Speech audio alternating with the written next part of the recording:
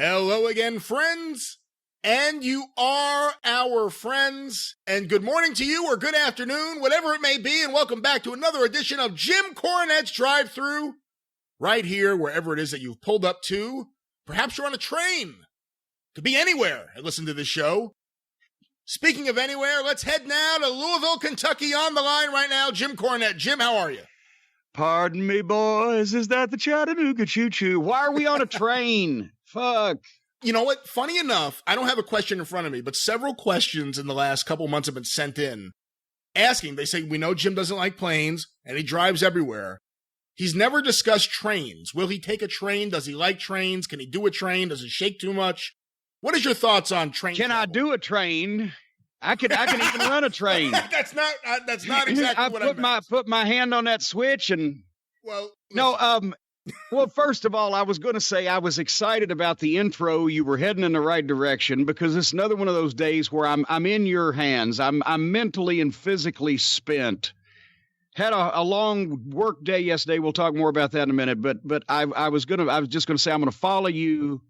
I'm in your hands, and you've just admitted here just right before we went on the air, you don't even have a question in front of you. You don't know what we're going to do. You're massively unprepared. You've got me all verklempt now. You're talking about we're riding trains. It's not exactly what I said. Train, take me on down to... Remember Blackfoot, train? I don't remember Blackfoot, train. No. Oh, for heaven's sake. Your musical taste. As a matter of fact, what's his name? Ricky Medlock, that's now in Skinnerd, used to be in Blackfoot. And actually, that's why when Skinnerd was inducted into the Rock and Roll Hall of Fame that year, the star performer was Ricky Medlock, because he was all over the fucking stage. He was fucking playing that guitar, blah, blah, because when is a fucking guitarist from Blackfoot ever going to get in the Rock and Roll Hall of Fame again, right? So he was the star of the show. Yeah, I know his name because if you watch WCW around 1990, it was Jim Ross talking about football and Michael Hayes name-checking Ricky Medlock. Yes, that's when he joined Skinnerd, and Michael finally got to be real friends with somebody Skinnerd. But anyway, yes, trains, you say. Trains. What are your thoughts on train travel? Well, I loved traveling by train. That's almost hard to say. I loved traveling by train in the United Kingdom, in England and Scotland and places and such. We went over there during our day, and Kenny McIntosh got us all fixed up, and it was first class all the way. I mean, it was just and the scenery was beautiful, and the ride was smooth, and the attendants were personable and polite. But the only other, I've taken a train in the United States once. In WCW in 1990, when we were in Philadelphia, and the next day we were making our debut in New Haven, Connecticut. And this was during the Turner years. It was 1990. And they said, well, instead of driving from Philadelphia all the way through New York City and that fucking suck-ass mess, and then blah, blah, blah, you can take the train. Oh, because we didn't know that, because we're from the South where everybody fucking drives in their own personal vehicle and does not associate with fucking strangers on a train. As Alfred Hitchcock told us many times, do not associate with strangers on a train. So, okay, me and Bobby and Stan figured, well, that's what we'll do, right? So we show up at this train station in Philadelphia, and we buy the tickets, and we get on, and we're like, okay, somebody else will drive us, and we'll just ride. So, and it's fairly empty. And me and Bobby sitting, there's two seats to a side. So me and Bobby sit on one row, and then Stan is right behind us. He gets the aisle seat. No, as a matter of fact, he got the window seat so he could lean over and sleep. And he goes to sleep, and me and Bobby are talking, and all of a sudden I notice that every time they stop, it's starting to pick up. And pretty soon, this fucking train is completely full and jammed, and people standing in the aisleway and sitting. And Stan wakes up, and in the aisle seat next to him is a guy that smelled like a goat. He could have gagged a maggot off a gut wagon, right? He could have bluffed a buzzard off of a carcass.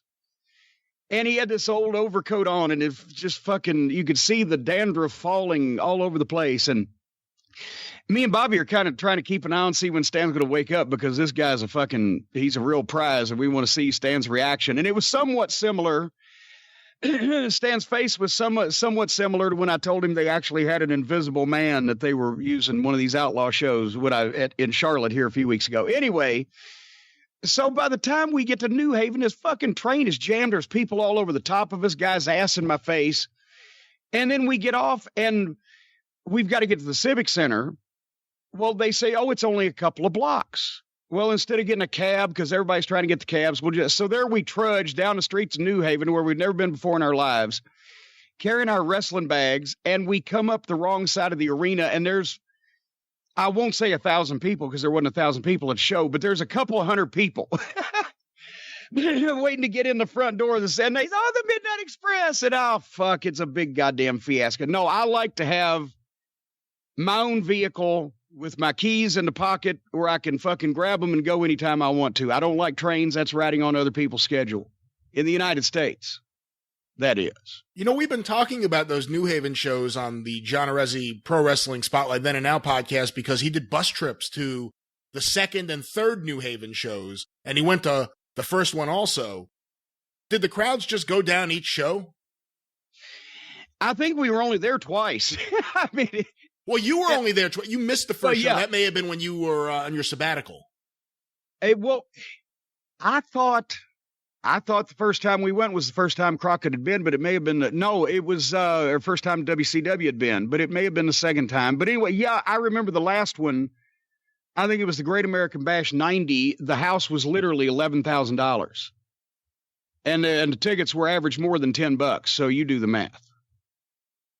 It was fucking rotten. Fucking rotten, as Hustler would say. That's one of the stories on the podcast we keep talking about. It's just the inability for WCW to really make a foothold in the Northeast. Just all the problems. And then, of course, this is during the summer of '89 where everyone had high hopes. Then those high hopes dissipate, within a year. They were smoking the hopium, is what they... But anyway, speaking of high hopes, a lot of people have high hopes they're going to get stuff from me in the mail. And I want to give the illustrious update today. I'm happy to inform you that after 14 hours yesterday, and after what's going to be done today, after the taping of this program, by the time they hear this on Monday, September, Monday, September 16, correct? Correct. Yes. Well, how can I forget? Because Tuesday's my birthday. I continue to baffle science, but, you're going to hear this on Monday, September 16th. If you have ordered Behind the Curtain or anything else, anything, T-shirts, books, DVDs, whatever, from Cornette's Collectibles, and you live in the United States of America, in the last 3.5 weeks, your stuff has either already arrived to you, it's in the mail, or it's going out on Monday, September the 16th, and or Tuesday morning, September 17th, because it's such a giant pile of stuff that I don't know whether it's going to take 2 or 3 trips to the post office, but we're going to get this out. Everything by Tuesday morning. Everything domestically will have been sent your way as of if you ordered up to Saturday morning, September the 14th. Your stuff's on the way, and for you very patient and extremely blessed and kind international customers, this is your week. We're already starting that packaging and customs forms apparatus. And by the end of the week, everything internationally will be winging its way to you. And thank you very much for your patience. Good Lord. I started from 8 o'clock in the morning until 10 o'clock at night on Saturday was all that was going on, was attending to the many fine customers and their packages. I've handled a lot of people's packages over the last 3 weeks. You certainly have, but you seem to enjoy it. And, I have the same issue. I have to go and do my international orders. I haven't done it in a couple weeks. There's several of them, and it's just such a pain in the neck. Wait a minute. There's several of them. Haven't done it in a couple of weeks. I've got 162. I haven't done it in a week and a half. I think I got 13 international orders.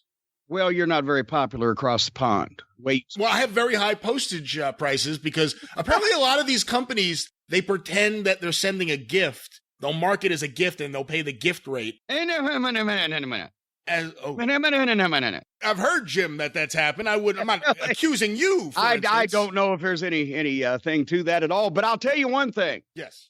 Many times here on the program on the Drive-Thru every week, we talk about if you've been damaged by a big pharmaceutical company or a big oil company or one of these big corporations that manufactures things that are defective, that harm you or your family or give you some kind of disease or in some other way cost you, whether it's pain and suffering or money or time or whatever it may be, we have a remedy. Well, that does happen to some people, those type of things, right?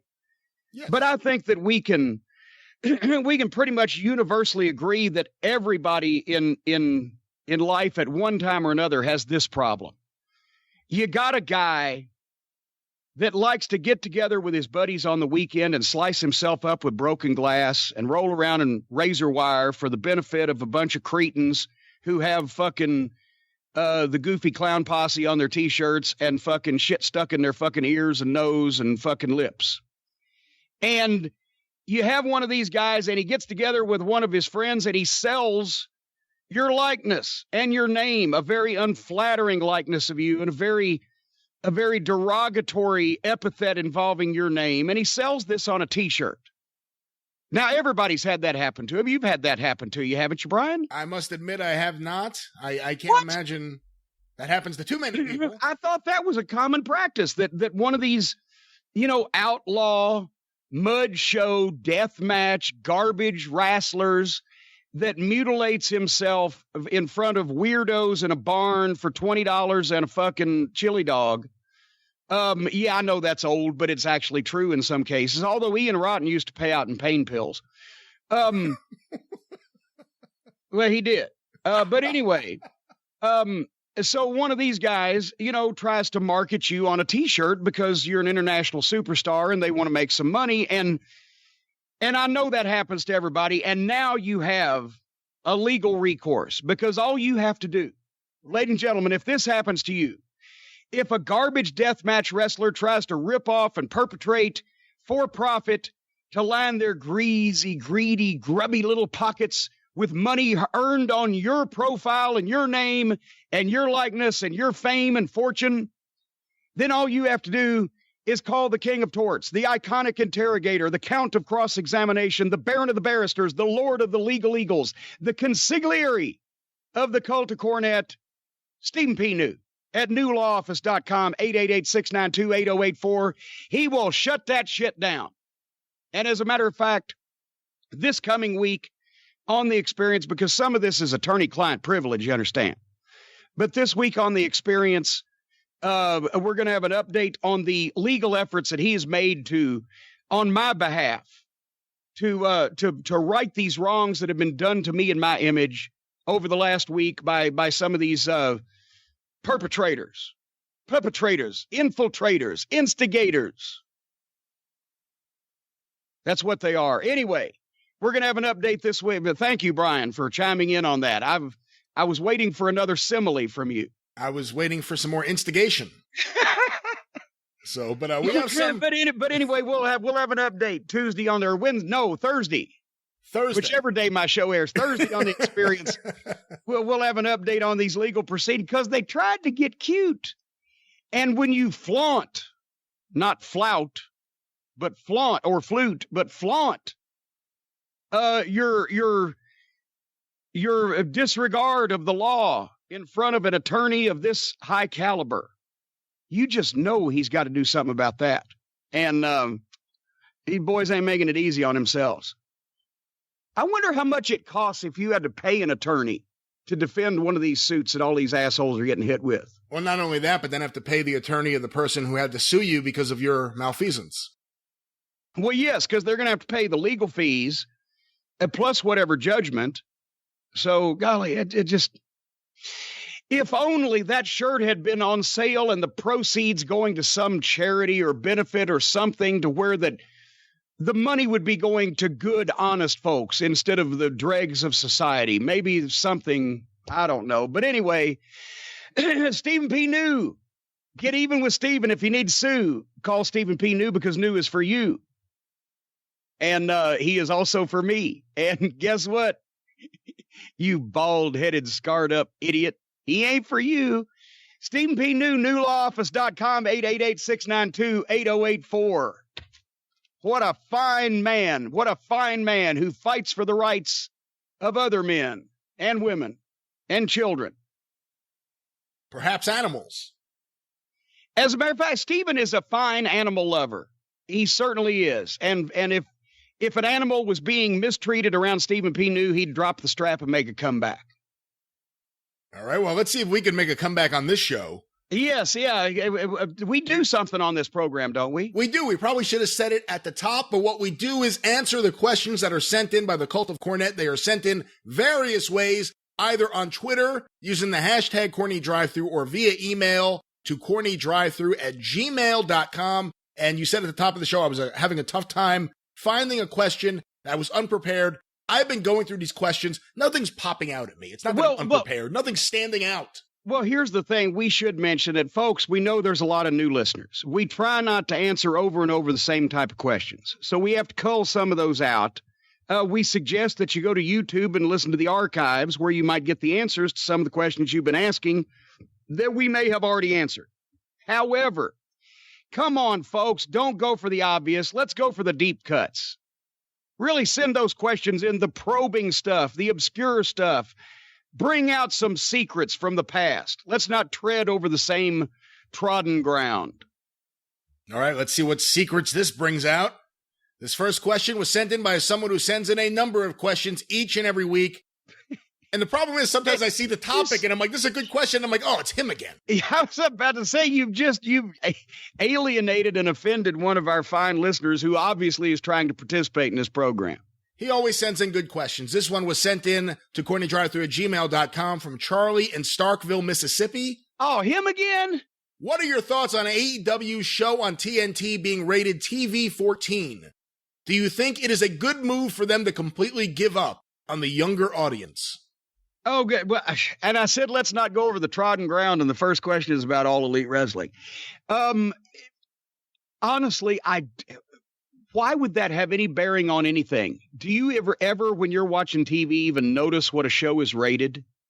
I don't know anyone personally, I don't think. I've never asked anyone that uses like the parental settings where you could block shows based on the rating. And I don't know any kids that go, I better turn this off. TV 14, I better walk away. And it's a wrestling show. Wrestling fans or people who are prone to like wrestling are going to watch the wrestling show. Unless there's people in the streets picketing, don't turn it's porn, turn this off or whatever the fuck. No, I don't even know what any show I watch is rated. It's fucking idiocy. Yeah, the only show I guess I know is WWE because of all the controversy about it being is it PG? Actually, now I think about it, is it G or PG? I'm not even sure. No, I think it's PG or whatever. I don't know unless it's Disney, they have G anymore. But but no, I mean, I could understand. There was some element of legitimacy to movie ratings, just in that if it's an R-rated movie and they were minding their rules at the theater, you couldn't get in if you were under 17 or whatever, so you'd pay attention to the movie rating before you went just to see what the fuck. But TV, what it's a fucking, nobody pays any attention to that. Our next question, Jim, was sent I can't read this. Is another one from Charlie. Hold on, let me go. See, I didn't look at the name. I looked at the actual subject, and I was like, this is a good one, and it was another one from the... It's from Charlie. Read Charlie's second question. Okay. Charlie deserves a fucking doubleheader here today. Here's another one from Charlie. Charlie says, I love my good and plenty. No, here's another one from Charlie. I was watching an old Livewire clip where Paul Heyman called in to speak with Vince McMahon as Bruce from Connecticut. Was this a rib on Bruce Pritchard? And what was the relationship between the WWF and ECW like in October of 1996 when this episode aired? Well, God, I didn't just jot down... October 1996, here's the current relationship between, but no, it was a rib on Bruce, obviously, but Bruce and Paul were friends. It wasn't a harmful rib. And yes, it was set up because that's at the point in time. I can tell you this much, where Vince was starting to, on Bruce's recommendation, and once again, and Shitstain was a big ECW fan. Vince was starting to support Paul slightly financially and entertaining the thought of using his guys and or doing the thing they did a few months later, which was doing the Raw ECW invasion thing at the Manhattan Center. I didn't have a problem business-wise with working with the WWF working with ECW if they were going to actually be upfront about it. But it was such a back channel fucking thing. I was there sitting there by Vince's pool when Bruce brought to Vince's attention that we had taken a number of Paulie's talents that he had been using or was using or whatever. And so Vince called the fucking accountant at Titan Tower and said, put Heyman on the payroll for $1,000 a week to make up for the fact that we've taken some of his talent. Can I stop you there real quick for 1 second? Because I think I've heard Heyman give a reason for this. I don't know if it was this exact line of payment, but Heyman has said that when Too Cold Scorpio was hired to be Flash Funk, that he lost advertising money, I think, from Tommy Boy Records, and that Vince didn't pay Paul Heyman to consult or anything else. What he was actually doing was replacing the advertising money from Tommy Boy that Heyman was losing because he lost Too Cold Scorpio. Is there any truth to that? Or Bruce was telling Vince, we've taken some of his guys here and he's fucking, he's trying and whatever, and made Vince feel bad. And Vince said, put Heyman on a payroll for $1,000 because we took a bunch of his guys. That could have been a simpler reason for it. Okay, fine, because I'd have liked it if he'd have done the same thing for me in Smoky Mountain. I wasn't arguing that principle. But at the same time, Paul was knocking the WWF on television and telling his boys that they were the evil ones and they didn't have anything to do. He's taking Vince's check while telling not just the fans in a working environment, but telling his boys, no, they're the evil empire and we don't have anything to do with them. No, he was taking money. He was taking money to compensate him for lost, in Vince's mind, for lost business from the talent we took. It's a thing that promoters used to fucking do with each other sometimes. And but at the same time, here was Paul knocking the company when we were in a war with WCW. To me, if we were going to work with somebody, it should be an alliance in a positive fashion, such as with. I didn't take Vince's money in OVW and tell the fans they sucked. I told the boys sometimes they sucked because they were screwing up all their gimmicks. And we made a big deal out of the relationship in Smoky Mountain Wrestling. So it was just Paul's, as usual, some kabuki-ish, cloak and dagger bullshit. And I'm like, what the fuck? Anyway, but that was that. I didn't hear anything about Tommy Boy Records. I don't know Tommy or his boy. Were you under the impression that Vince knew Heyman well at all? I mean, obviously he was there as a kid, as a photographer, and he did the magazines, and then he became a manager. There have been different rumors throughout the years that he had talked to the WWF one of the many times that he got into a fight with WCW and was sent home. Did you get the impression that Vince knew Paul well? No, they had talked, I'm sure, a couple times on the phone. I don't swear that... they had more than passing conversations in person at that point. I know that there was a story they used to tell that Paul came up to do a tryout as an announcer or an announcer, interviewer, some on-air talent. And because he had the ponytail, they were doing something because they used to stand guys up, especially the announcers, they would do this. It was one of their exercises, like this was goddamn... high school drama class or a fucking improv theater where they would say, here's a can of beans. Sell me these beans. And you'd have to cut a promo selling beans. And it's just stupid. But they had Paul do some bullshit where he was fucking holding his ponytail up and go, woo, woo. I don't fucking know. Wait, hold on. Because he didn't have his ponytail until much later in the 90s. So this isn't even during a WCW sabbatical. This would have been later on? I just remember something about they were making Paulie go woo woo with his ponytail. I don't fucking know. Wait, what do you mean? He was swirling around his ponytail going woo woo. I would say Bruce would tell a story, but if he can't remember it, he can make one up. But, but anyway, no, Vince didn't know Paul that well, but no, I showed Vince the first clip of ECW television he had ever seen in his life. What was it? What was the clip? Because once again, here, Paulie's putting the mouth, as Dennis would say, putting the mouth on Vince. constantly, not only in public, but also to his boys, while Vince is sending him a fucking check. And Russo at that point starts trying to get, we ought to have more to do with ECW, blah, blah, blah.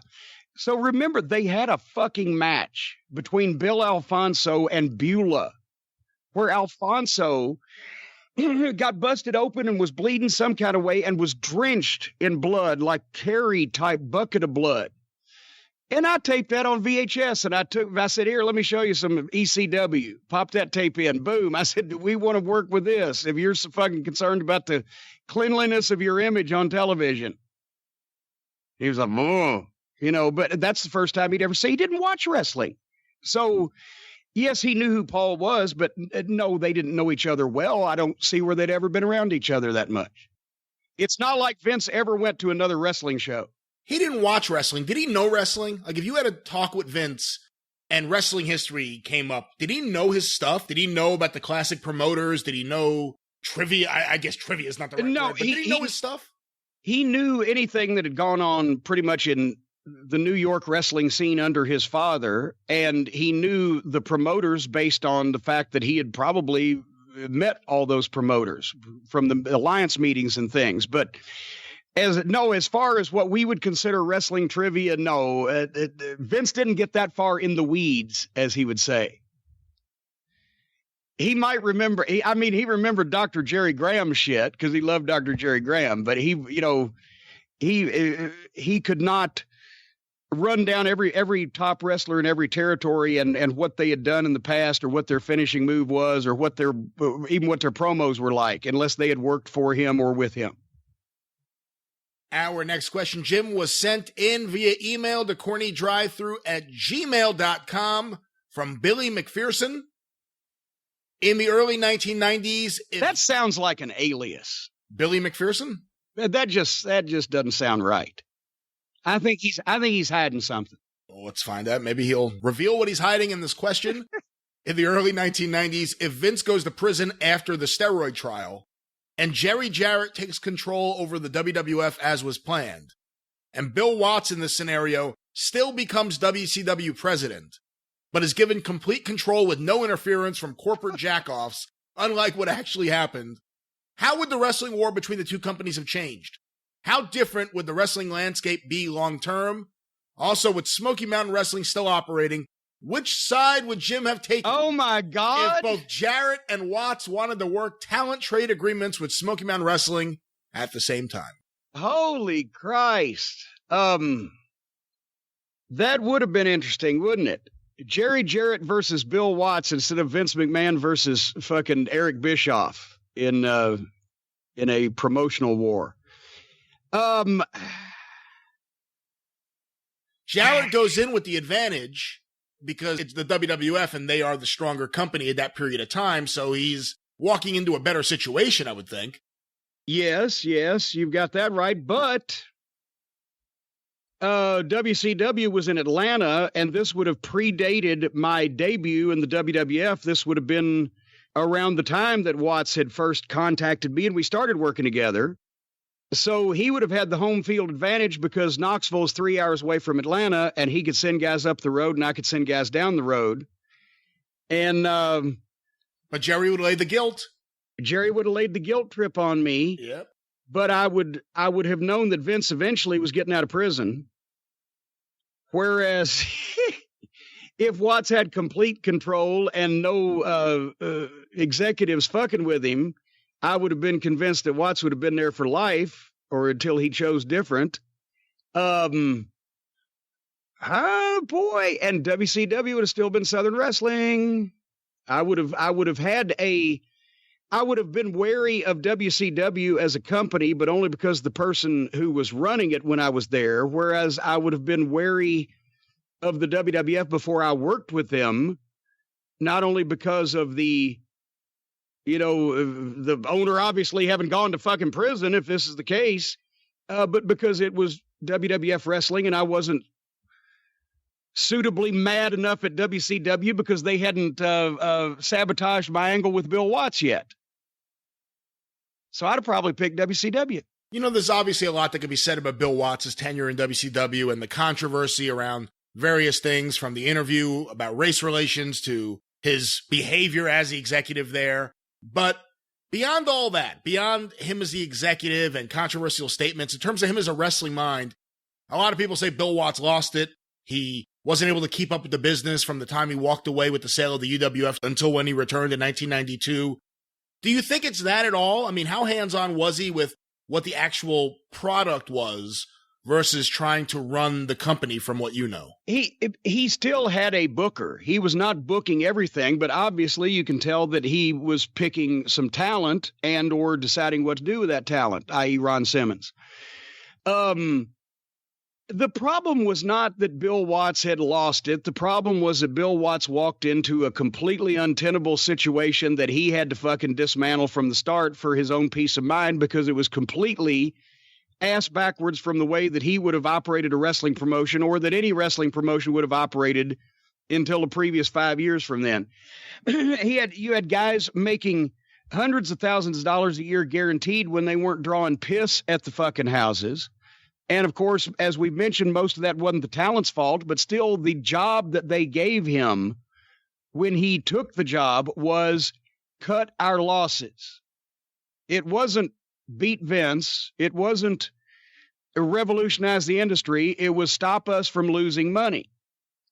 And that's what he did by cutting contracts and cutting costs and fucking knocking things down. He said in a year or so, he got them from where they had lost 6 or 8 million the year before, where they were going to lose $400,000. Because Kip Fry had been giving guys bonuses over and above their guaranteed contracts for actually showing up to the pay-per-views. If you were on a pay-per-view, you got a fucking bonus. So anybody who was in the booking committee, also a wrestler, just put themselves on all the pay-per-views. It was insane. It was being run like a movie studio. So a lot of that it would have taken Watts, if he had started where he started, by the time he finished, it would have taken him 3 years to make all the changes that he needed to make and probably wanted to make. And at that point, the wrestling company would have been profitable. Whether it would have got rave reviews from the modern critics, or whether it would have fucking been the greatest place in the world for all the boys to work because they got guaranteed money for very little work and bonuses when they showed up, that's a debatable point, but it would have been a profitable wrestling company. And so, they didn't hire him to be goddamn Eddie Graham with finishes. They hired him to be the fucking guy to get him out of the red. How do you think it would have worked out when they hired Watts if they had hired Jerry Jarrett? If Jerry Jarrett had gone into that same situation, that company, the same way it was, Dusty Rhodes booking, I think Watts retained Dusty as booker. Yeah. When he went in there. So Jerry Jarrett goes in similar situation. He's inheriting Jim Herd into Kip Fry. How do you think he would do in that situation? I think it would have been less bombastic. The TV show would have probably opened up and got a little bit wilder. Jerry would have tolerated or tried to work around the interference of the executives for a longer period of time.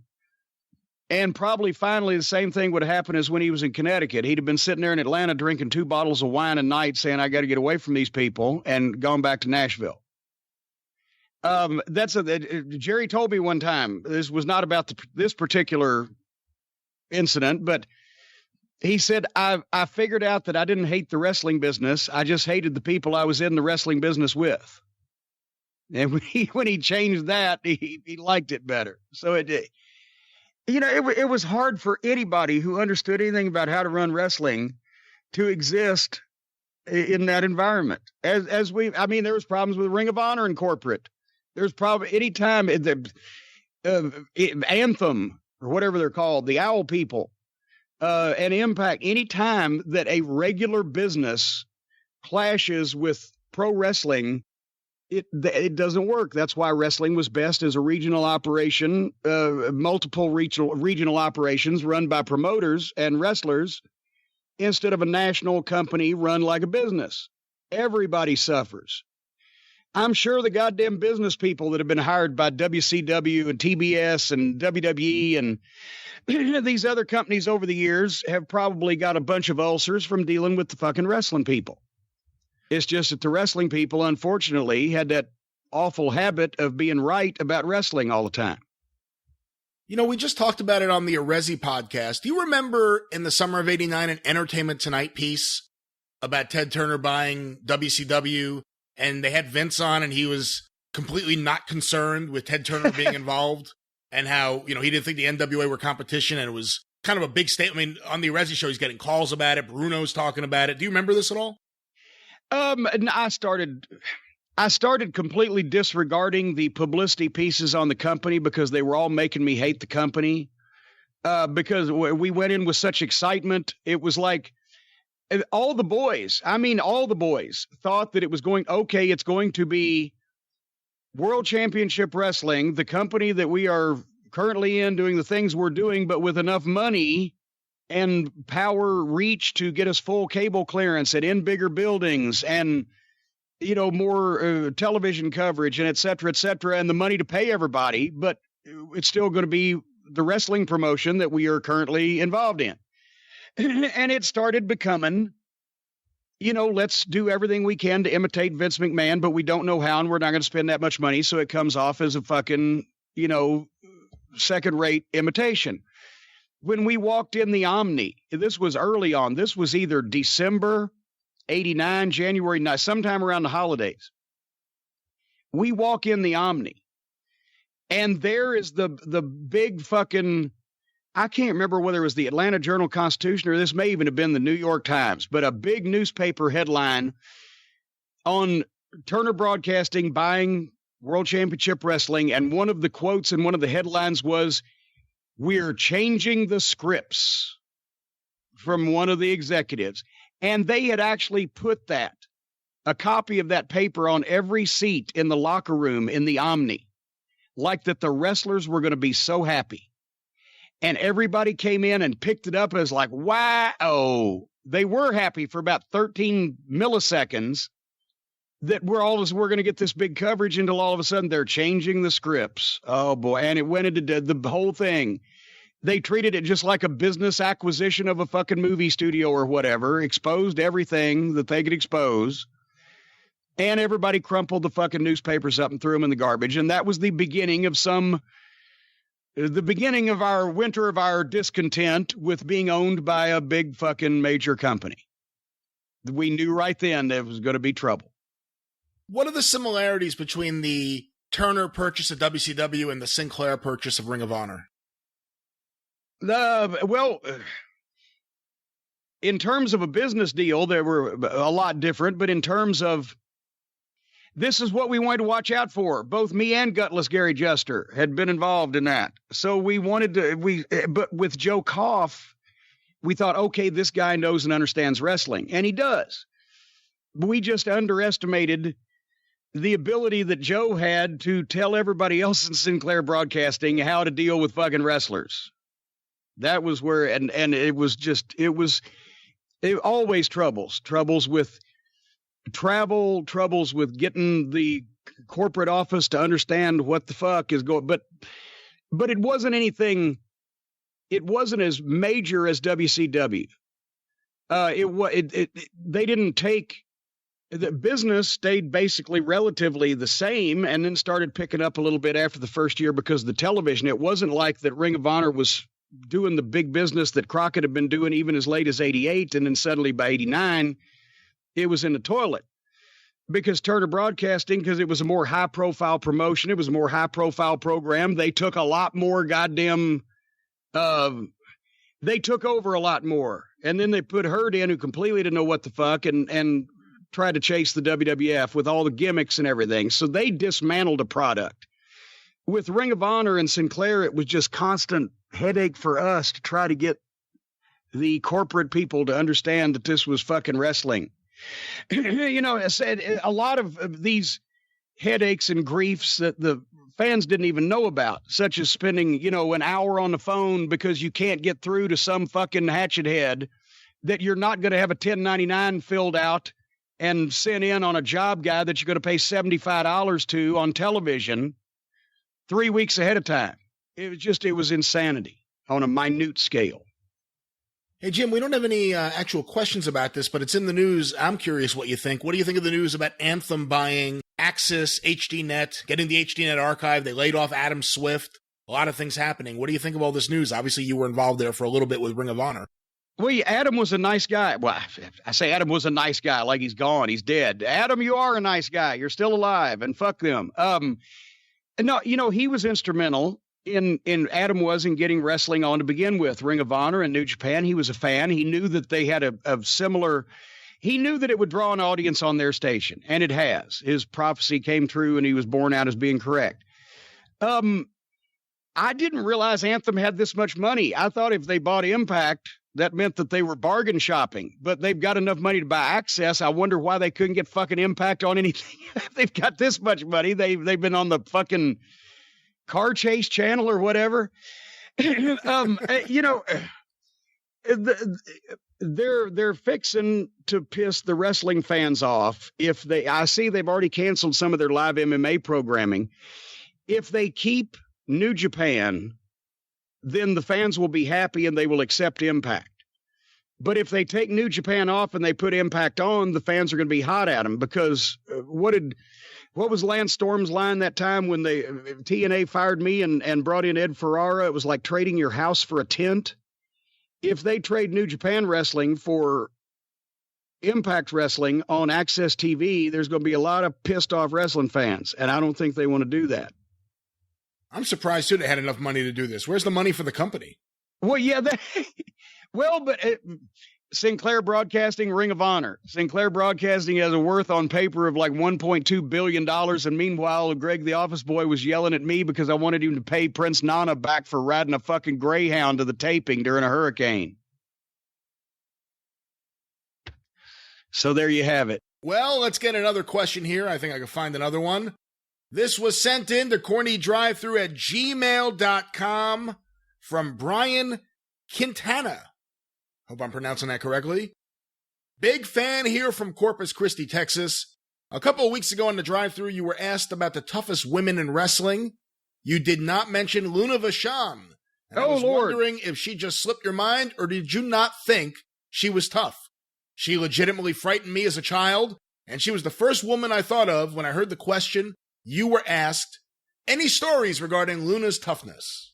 Well, and yes, Luna was tough. And no, she did slip my mind just because I think, as we were talking about, don't ask the same questions. That's the first time I've ever been asked who was, but we were talking, I thought that the context was like a shooter type.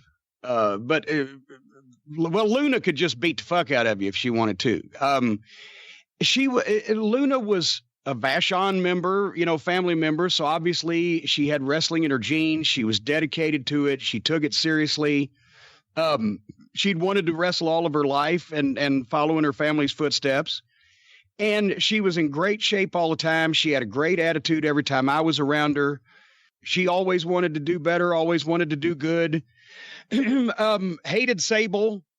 So that we had plenty to bond over because she was another one of the victims of the, Sable whine when she found out, she might hurt me if she hits me or whatever the fuck. So Luna was mad one time because it was over the women's championship and Sable couldn't wrestle. I don't know why they put the fucking thing on her. I do know because both Vinces were adolescently, fucking wrapped up over her for whatever reason.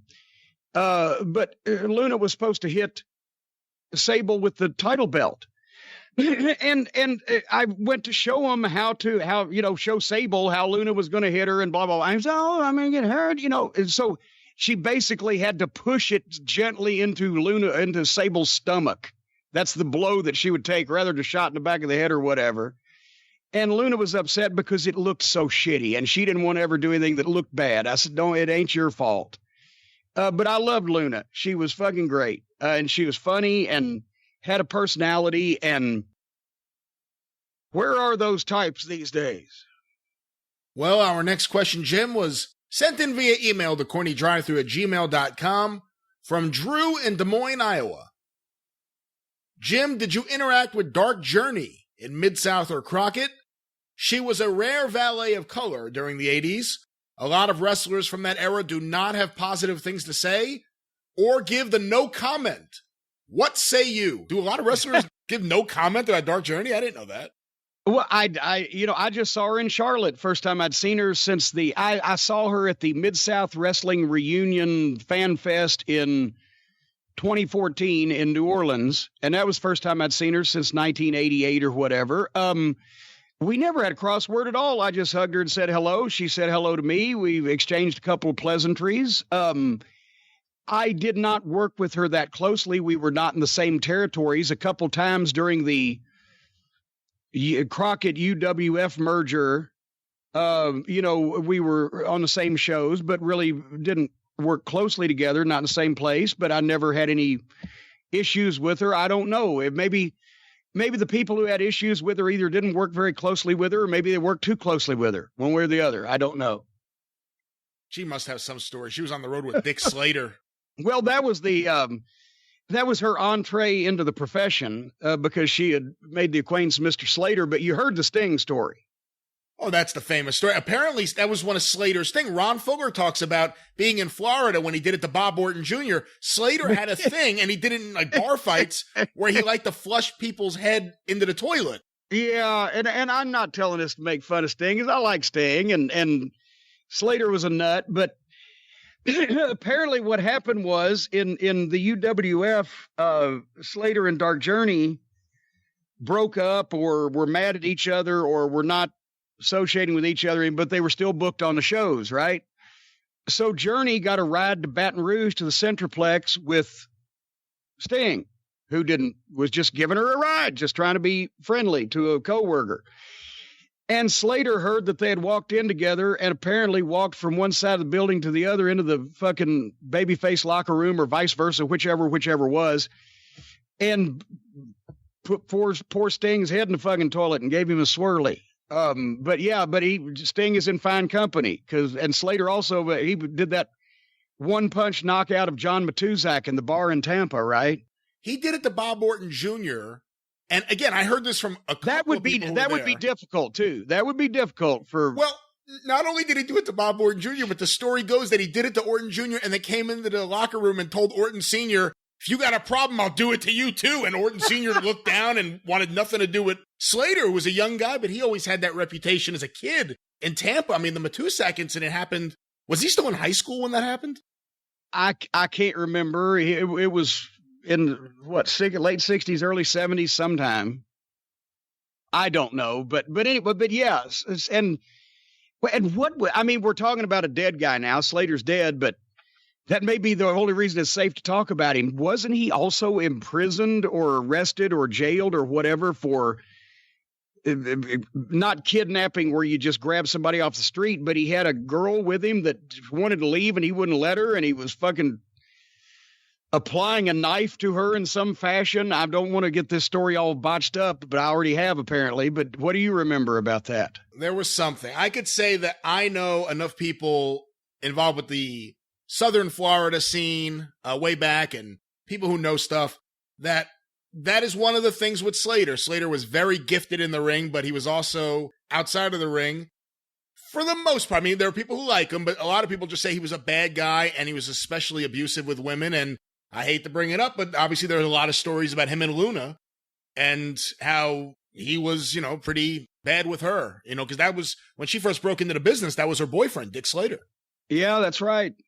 But one humorous thing about Dick Slater, Terry Funk is the NWA champion, right?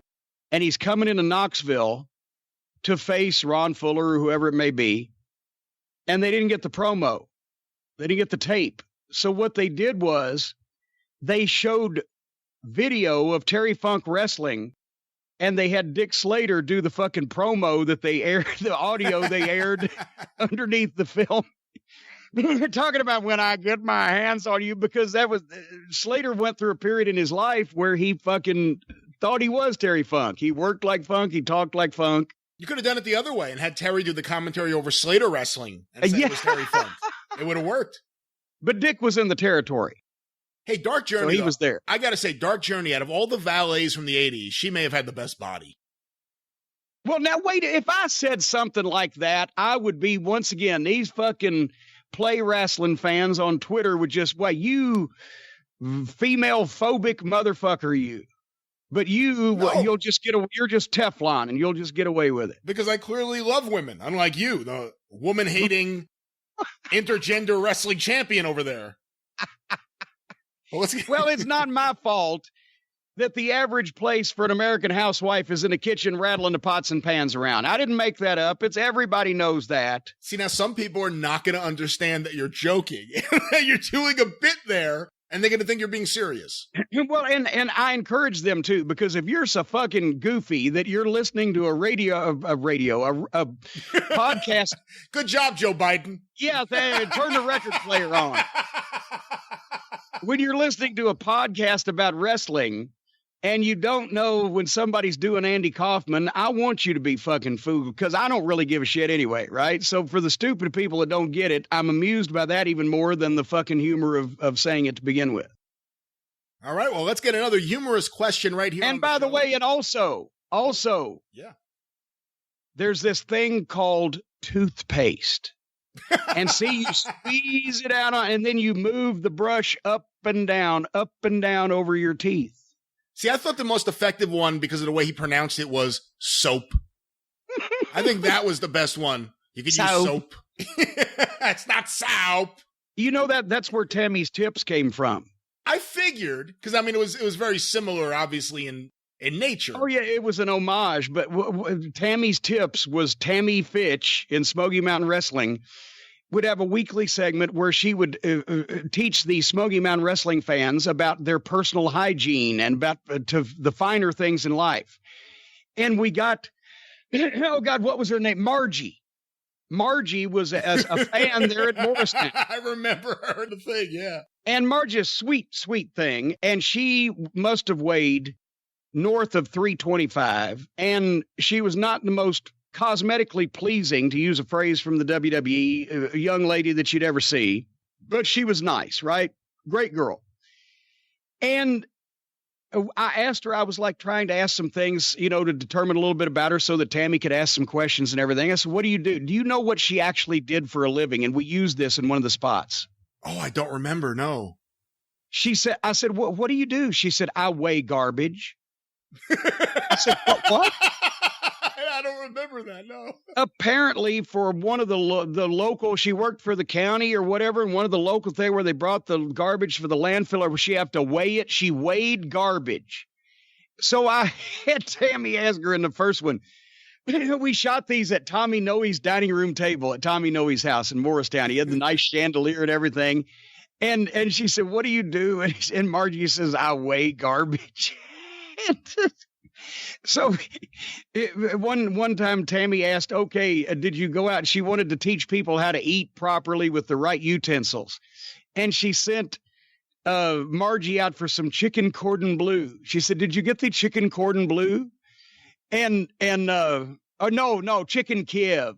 Chicken Kiev is what it was. Because then Margie said, well, they didn't have none of that Kevin's chicken, but I got you a 6-piece nugget.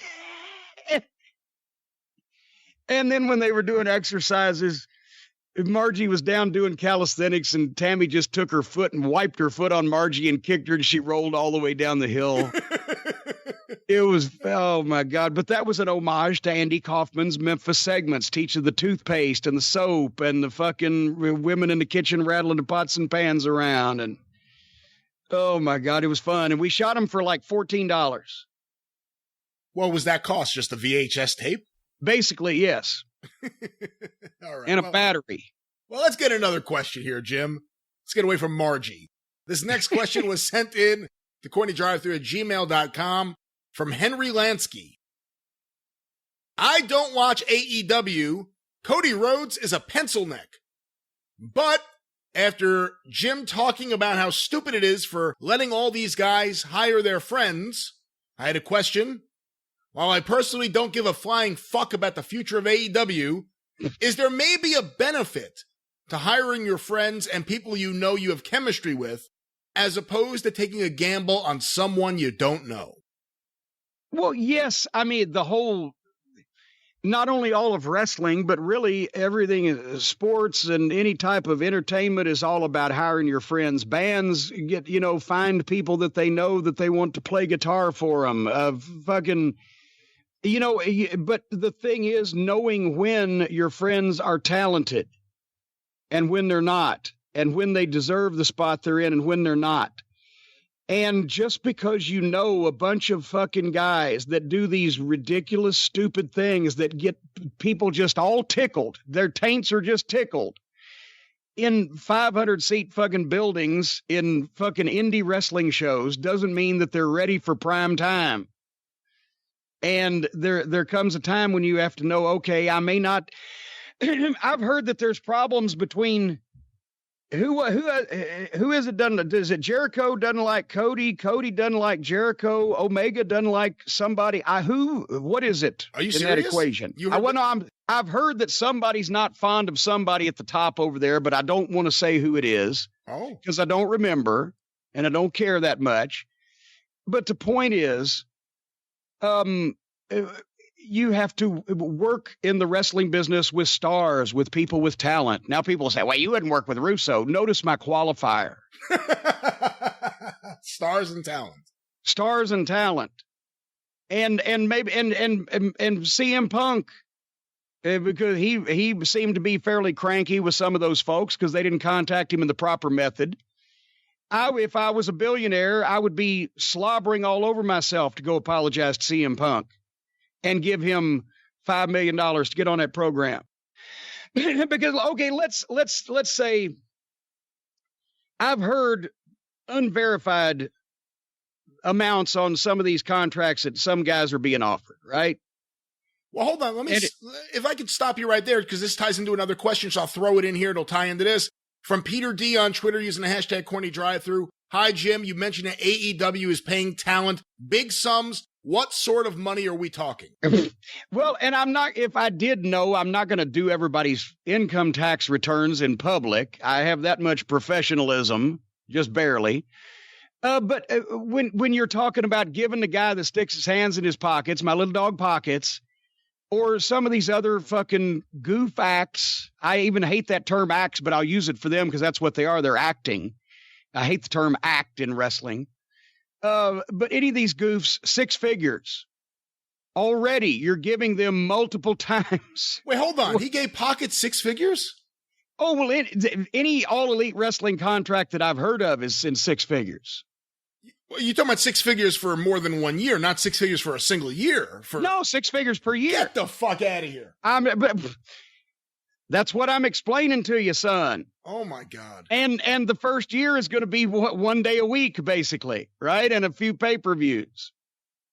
So, but anyway, if you can give anybody on that roster, with the exception of Chris Jericho, John Moxley, because he's just had the exposure on WWE television, even though it wasn't very beneficial. And I'm trying to think of somebody else who's maybe Cody. Giving anybody else 6 figures before you've tried to offer CM Punk $5 million to come back is insanity. Just to me. Is there anyone else out there that you look at? And I would guess a lot of them would have to be older guys just based on who would have that level of notoriety and be that big of a star. But are there other guys you look at that you say they should be offering this guy X amount of dollars and just get him in there?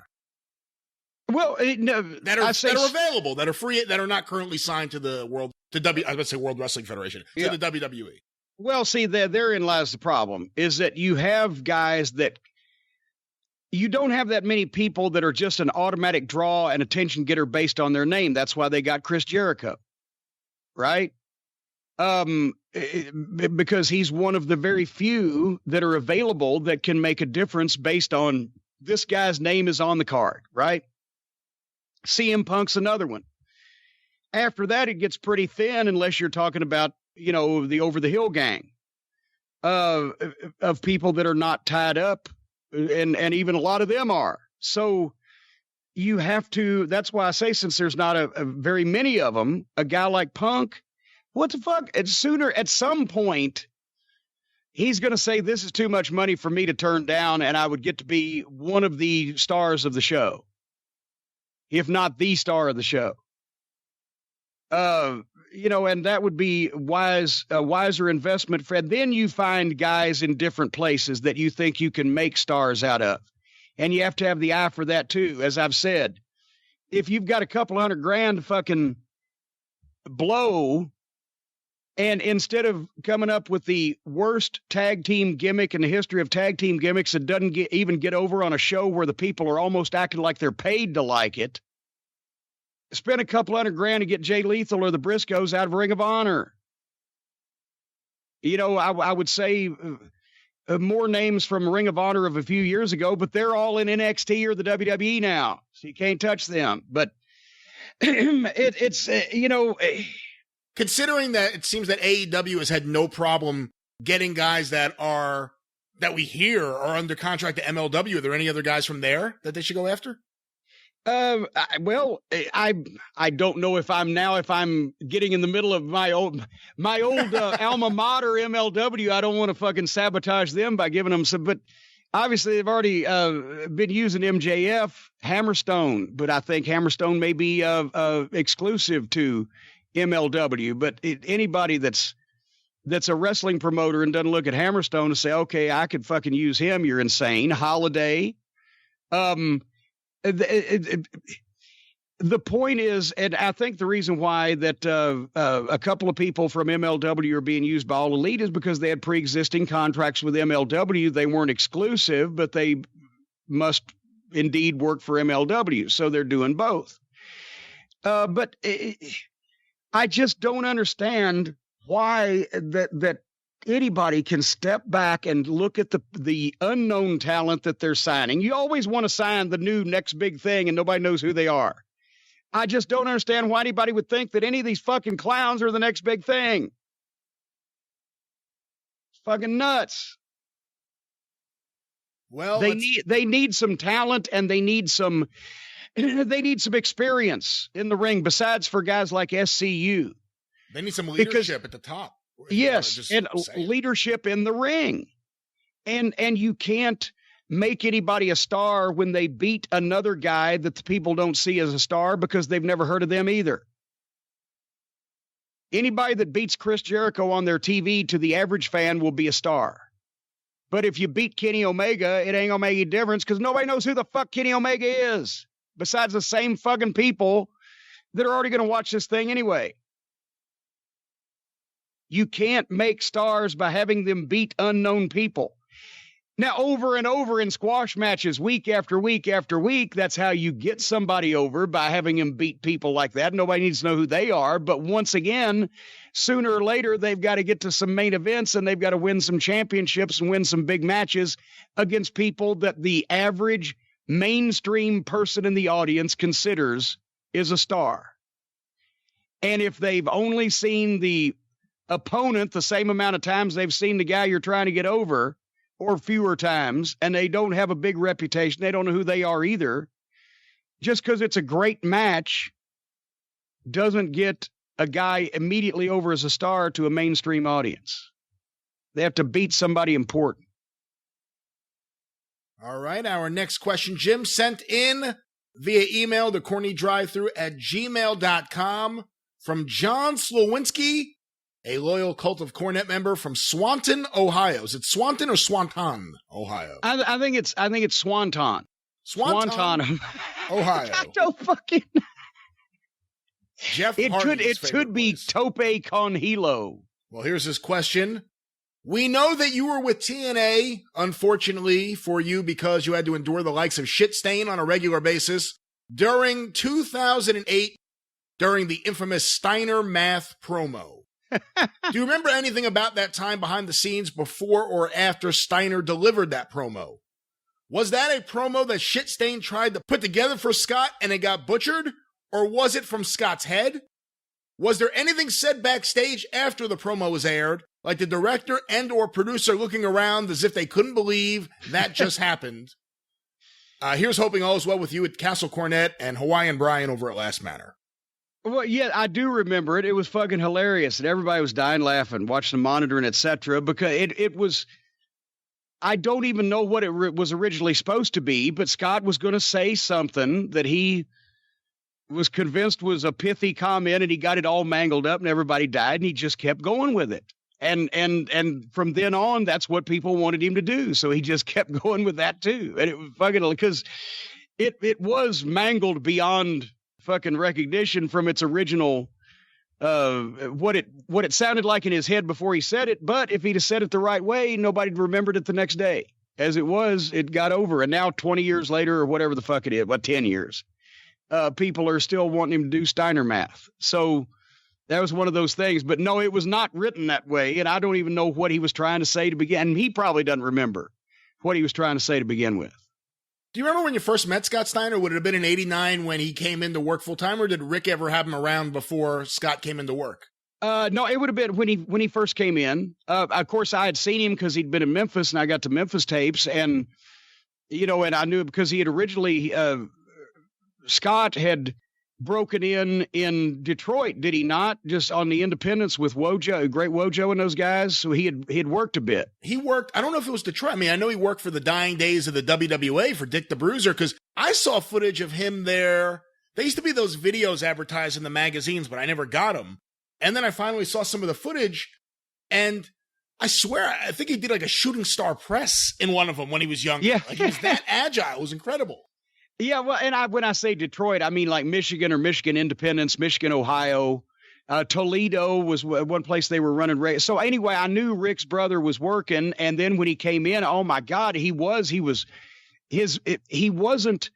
as big and thick as he would become as Big Papa Pump, but he was in fucking incredible shape, and he did the Frankensteiner, the leaping Hurricane Rana that he started doing. It took such agility to do at that size. And we named it the Frankensteiner, and it automatically, we hit it off because we liked Rick already. Rick he was the star at that point. A lot of people don't remember that. At first, Rick Steiner was the star, and Scotty was the little brother that was in jeopardy. And then, and Scotty was sort of the all-American boy, whereas Rick was the dog-faced gremlin, and he was crazy. So Rick was over. And Scotty at first was the guy that you could kind of beat up to get, Rick ready for the tag. But yeah, no, we loved working with those guys from the start. Every time the Midnight had a match with Steiners, it was great. I guess this goes back to another thing we just talked about on the Orezi podcast. What do you remember about Midnight Express versus the Skyscrapers from the summer of '89? Oh, God, unfortunately, almost everything. I wish I could fucking forget it. Those were the worst matches the Midnight Express ever had. We were baby faces. So we were miscast. We were baby faces because we had the original Midnight angle. After that had ended abruptly and was aborted, we had no logical reason to switch back, and that's where we went through the contract disputes and everything. So when we came back in the summer of '89, after we took the 2 months off or whatever because of George Scott, they had determined that they would bring us back as baby faces. We'd work with the Freebirds for the tag title in the tournament, and then we would pick a spot and switch back heel. Well, we didn't count on the goddamn interference. I'd agreed with this with Jim Ross. He was in charge of the booking committee at the time when they fired George Scott and they made the deal for us to come back. Oh, but then having to fuck around with Hurd, it took longer because he vetoed shit. Didn't want us to do this, that, because he was trying to break the Midnight Express up. We were button heads. So finally it was with the Dynamic Dudes simply because he wouldn't okay a program with us and any of the other teams that we could draw money with. So we just wanted to switch back heels so we could take better care of ourselves. So I did it with the Dudes. And he left us alone in that because he didn't give a fuck what the Dudes did either. He hated them just almost as bad as the Midnight. In the middle of that, we had to work with the other heel teams, and one of them was the Skyscrapers. And Sid, it wasn't bad with Sid because he looked like that. He didn't have to sell. He couldn't sell anyway. He didn't know how to sell. And when you look like that, you shouldn't be selling. And he should be gotten over like a monster. The problem was Spivey was broken down, looked like shit physically. His work was bland and looked like shit. He was bland and looked like shit. His promos were bland and looked like shit. And he tried to work like Road Warrior Animal to make Sid work even more invincible. And it was just fucking rotten. And, Bobby one time, we're in Shreveport, Louisiana, and out on the floor, they're getting the heat on fucking Stan. Bobby's trying to go around and help Stan when they're abusing him on the floor. This was another thing, because I was a manager. If Teddy Long wasn't there was 2 skyscrapers against the Midnight and a manager, so 3 of us. Even if Teddy was there, they didn't understand how to work like heels to get heat with the managers, so I had nothing to fucking do because Teddy wasn't doing anything. By the way, go to the Great American Bash 89 and check out the Skyscrapers versus the Dynamic Dudes if you want to see the worst modern era tag team match in history, including no selling by the Skyscrapers, the people cheering everything that Sid does, booing the baby faces, booing the fuck out of Spivey every time he gets in the ring because they didn't want to see him. And then they botched the fucking double team finish, and then Spivey dropped fucking, I think it was Shane Douglas on his head, lost him on a power bomb and just dropped. Fucking horrible. But so they're outside the ring, Bobby and Sid, and Bobby doesn't want to just run Sid off of his partner, but he has to stand up for him. So we're the baby faces, right? So he's over Stan and he rakes Sid's eyes. And right now, Danny Spivey is calling me to tell me I don't have a fucking clue who that is. So I won't answer it. Okay. So anyway, Bobby rakes Sid's eyes. And Sid stands there and looks at him. And then just turns around and rakes Bobby's eyes. So Bobby reaches up and rakes Sid's eyes again. And Sid doesn't sell it. So Bobby just grabs Stan and goes back around the other side of the ring. And later on after the match, Sid came up. Why didn't you sell me when I raked your eyes? And Bobby said, Sid, you didn't sell it when I raked your eyes either. and Sid said something like, well, I raked your eyes first. I don't know what the fuck it was. It was awful. They were awful matches. Awful matches.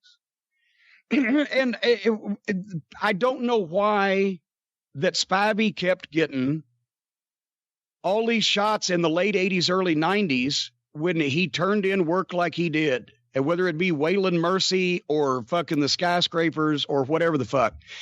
And you should have seen the time that Ole Anderson had to fucking dress him down.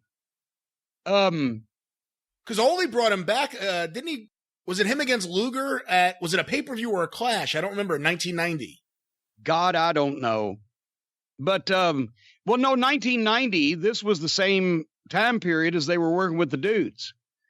Because when I was doing a thing where we were going to, the Midnight and Dudes angle, which was going to lead to us switching back heel, I was cornering Johnny Ace and Shane Douglas, the dudes also, right? To set up the ideas, their jealousy on the Midnight Express part, who's Cornette going to go with, blah, blah, blah. Yeah, fall of 89. Yeah. So now, okay, fall of 89. Anyway, the point is, fucking now I've not only got to manage the Midnight Express when they're working with the Skyscrapers, but I got to be in the corner of the Dynamic Dudes when they're working with the Skyscrapers. And they had another one of those fucking matches, and it just fucking stunk. And they ate the dudes up, and they wouldn't sell anything. And Spivey's shit looked so bad, and Sid was so green. So I went to Ole, who was at the time, this was, right after that Flair had quit. So this was early 90, I believe. Anyway, the point is, God damn it, I can't remember. Ole calls, I said, you got to do something. These fucking, the Skyscrapers, they give the dudes nothing. These matches suck. It's just awful. It's just awful. Ole says, I'll get them together. So he calls the dudes and me and fucking Skyscrapers in. And he says, now guys, he says, I'm seeing your match. He says, Sid, you're awful big, but Danny, I'm looking at you and I'm looking at, because Laurinaitis was 6'3" at least, maybe 4 and 250 at the time. Spivey was only like 6'6" and 280, if that. So Ole looked at Spivey and said, I only see 2 or 3 inches difference and 15 or 20 pounds in you guys. And Spivey knew that I'd gone to Ole because he knew the match sucked and he knew why. And he looked at me. And like, if looks could kill, I'd be laying on the ground, because how dare you say that this fucking punk kid's almost as big as I am, Ole, and I know it's Cornette that caused it, right? So anyway, he took so we need to work with each other, and give them something and let them do the double stuff and blah, blah, blah. So, okay, we all set. Ole walks away. Everybody's shaking hands. Shane, Johnny shaking hands. Blah, blah, blah. I go to shake Spivey's hand. He looks at me and turns around and walks off. I said, good, because I don't like you anyway, you fucking klutz motherfucker. And that's the last words we've spoken, because I got out of that situation where we didn't have to work with those fucking deadbeat motherfuckers in that ring anymore. And anytime anybody got in the ring at that point with skyscrapers, they were dead. They were buried, because Spivey just fucking sucked. And the people loved Sid so much they were going to cheer whatever he did, even against baby faces. So it was fucking hopeless. And finally, which one got hurt next? Sid went down, and then they brought in Mark Calloway. Sid got hurt with the punctured lung from where I think it was Scott Steiner had suplexed him. Yep. And then they, thank God, they got one skyscraper that would work and could work.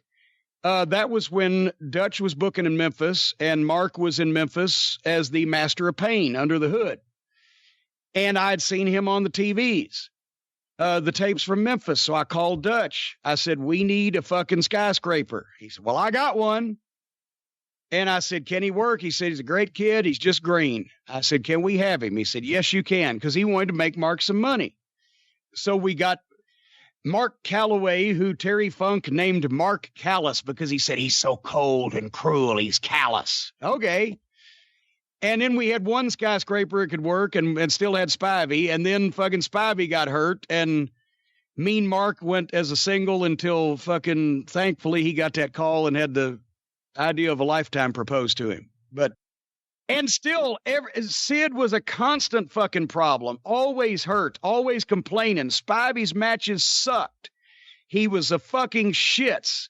The only good thing about the team was Teddy Long as a manager, and he was in his rookie year, and Hurd would push them. He gave them $150,000 a year guaranteed contracts, put them in main events on pay-per-views. If it had started as Sid and Mark Callous, how do you think it would have gone? Because then you have the charisma Sid, and you have the guy who could work. You know, I don't know if Mark was ready quite then. He was still real happy to be there and was... I don't know if he was, what's the word I'm searching for? I don't know if he would have had the confidence to stand up for himself in being next to Sid, but if he had have, then they could have been a great team and probably made some money when you split Sid's babyface off on him. But that never happened. And once again, planning long-term at that point in time with Sid was fucking foolish because there was always softball coming up. And then and I told Jim Hurd this another time. I said, you would rather sign Sid Vicious than Arn Anderson, wouldn't you? Why not? I said, well, Sid would make you $1 million in one night. He said, what's the matter with that? I said, because then they'd never want to see it again. But Arn Anderson will make you steady money for the next 5 years. That's the fucking difference. Idiot. To tie back into this time, one last question coming from the Arezzi Show.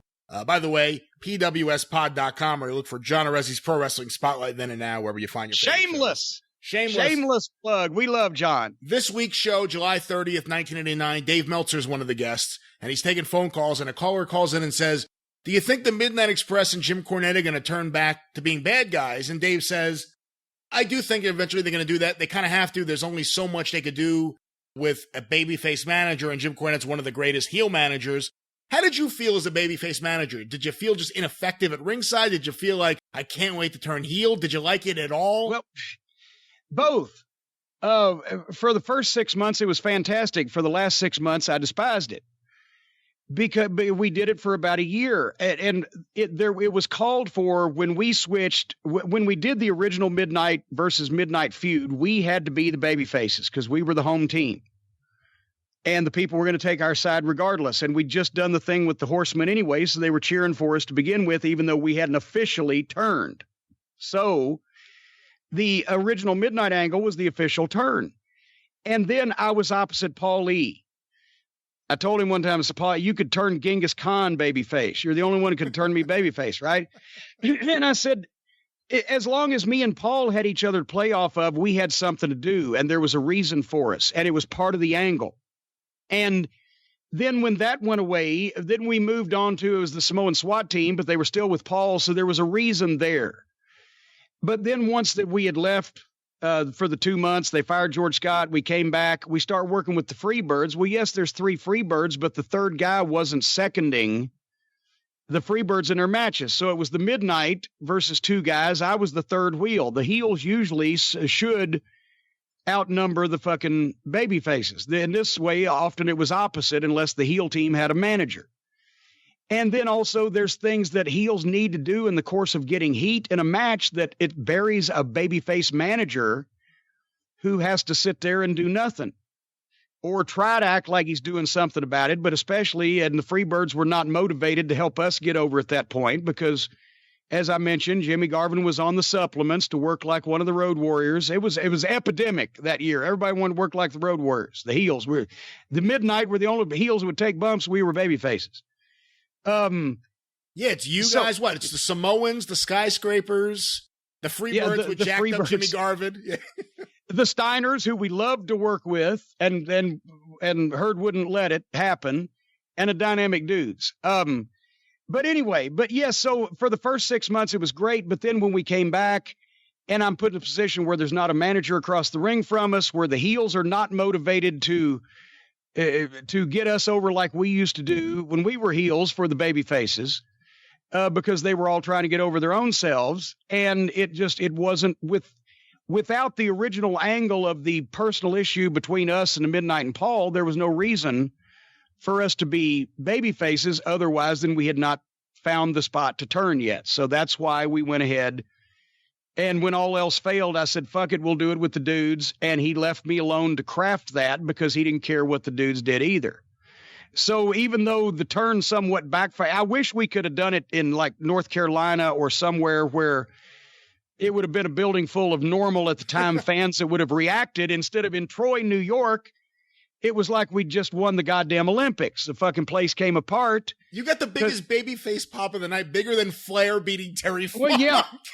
Well, yeah. And it's because those were smart fans who had known that for the past year we had been being held down and mistreated and had never won a match. And they were so finally happy to see that I wasn't splitting off from the Midnight Express, that we were going to be heels again, that we'd fucked those fucking obnoxious Dynamic Dudes, that it was goddamn, they threw the babies in the air. But at least we were back heels so we could call the match, lead the match, structure the match, and try to get our opponents over while not burying ourselves at the same time.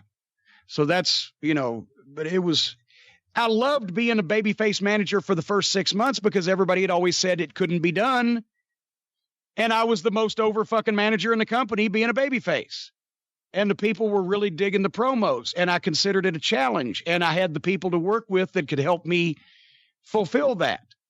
But the last 6 months, it was just like, fuck, let me get the fuck out of this. I was going to say we have a last question here. I don't know, this may be it, but it's actually not a question, Jim. We've asked for submissions for potential theme songs for the intro and the outro of the show, and we have a submission here from Ryan Jackson. Hey, I was listening to this week's Drive-Thru, heard you guys talking about a theme song for the Drive-Thru. I put together a parody of the Brady Bunch theme song, and I thought it would send it your way. I am still somewhat new to the podcast, but I've been an avid listener ever since a friend introduced me to it months ago. So, do you want to hear this? Well, yeah, let's hear the fucking song here. All right, let me click this. Here we go. Oh, here's a story of a guy named Cornette, who's a wrestling aficionado.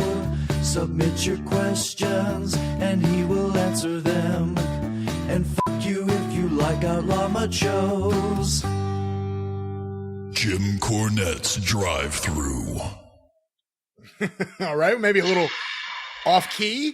I don't know if Keyboard Cat was pounding on the keyboards there, but a good first attempt, a good try. That was off key, like Columbus was slightly off location when he thought he was landed in fucking India or wherever. I don't know if aficionado has ever been 8 syllables before. But we thank you, Ryan, for your submission, your emission. That may have been, I bet he did it at night. It was a nocturnal emission. We're probably going to have to keep looking. I think with that, the Drive-Thru has closed. Oh, here's a story of a guy named Cornette who's a wrestling aficionado. What key is that in? Submit your questions. Aficionado. And fuck you if you like outlaw machos. Well, wait, Jim what? Cornette's Drive-Thru. What? Wait a minute, I got two things. Number one, why did he bleep fuck on this show? And number two, can we just keep the Jim Cornette's Drive-Thru? I like that. Let me see if I can isolate that. Hold on. Jim Cornette's Drive-Thru. That is pretty good. Sounds like the voice of James Earl Jones there. I think it'd be fitting for this show that we're wrapping up right now. We're trying to. And on that topic, want to remind you, you can hear us again this Thursday on The Experience when it debuts. Of course, you can listen to it anytime you want, as well as the Drive-Thru. Any update on what we're going to talk about this week on the big show, Jim? Well, we are going to have that update on the legal proceedings that I've become involved with over the past week. And also, we're going to talk about some fun stuff involving things that you'll really like.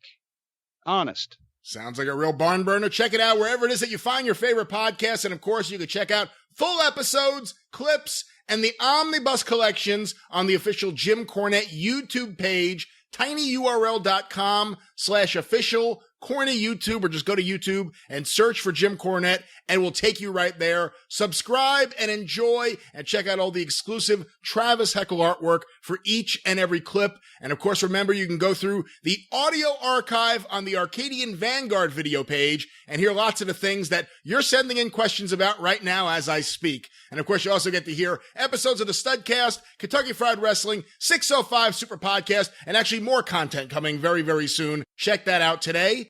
You can follow Jim on Twitter at the Jim Cornette. You can follow me on Twitter at Great Brian Last. You can hear me on the 605 Super Podcast at 605pod.com, or available wherever it is that you find your favorite podcasts. Of course, we want to remind you about Cornette's Collectibles, JimCornette.com. Once again, they are accepting money. Well, wait a minute now. I didn't say that. No, give us till the end of the week. You know, a lot of people don't listen to this anyway because they still continue to send me money. But we're catching up. We're about caught up. If you want to give me till the end of the week, it'll be quicker. But you can go ahead and send the money because the end is in sight. Once again, JimCornette.com. T-shirts, burger towels, restraining orders, videos, DVDs, I should say, autographs, and so much more. JimCornette.com. But until this Thursday on The Experience, for Jim Cornette, I'm the Great Brian Last. Tally-ho!